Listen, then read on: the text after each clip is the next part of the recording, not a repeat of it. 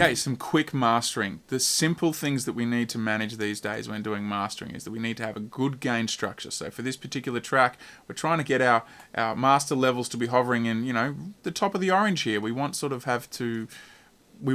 have a gain structure that leaves 2, maybe 3 dB of headroom, maybe up to 5 or 6 if you want it to be very, very safe. Quite simply, let's have a look. So.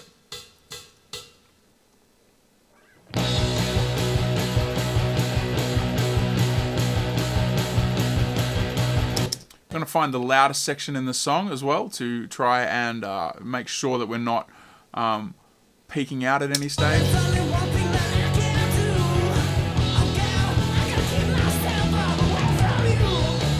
Beautiful. So we're still in this, hovering in this top of the orange area here, top of the yellow, whatever you like to call it.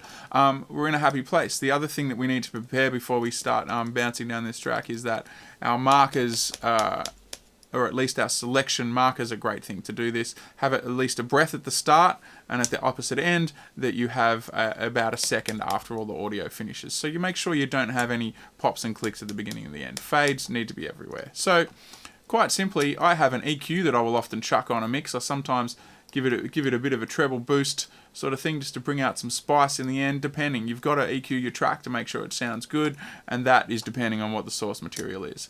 The end result otherwise is this L2. Now the L2 Ultra Maximizer is a fantastic plugin. Its hardware version is also very awesome. I usually pull the out ceiling down to -0.1, or I leave it at 0, but -0.1 these days stops some peaks showing up in places.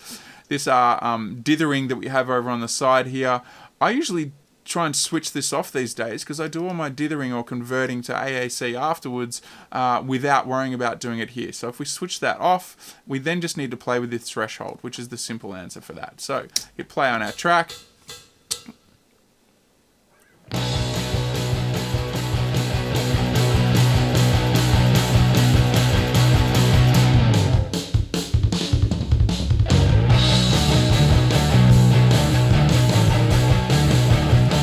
The simple thing we're looking for is that the output here is getting to the top. We're getting a little bit of attenuation. It's holding it in. And this has just pulled it down to make it louder. That's it. I'd be happy with that, and I'd bounce it just like that. It's leaving just enough dynamics in there so that it doesn't sound like it's being choked. So you could push it more if you wanted, but I think that's a perfectly fine place to leave it.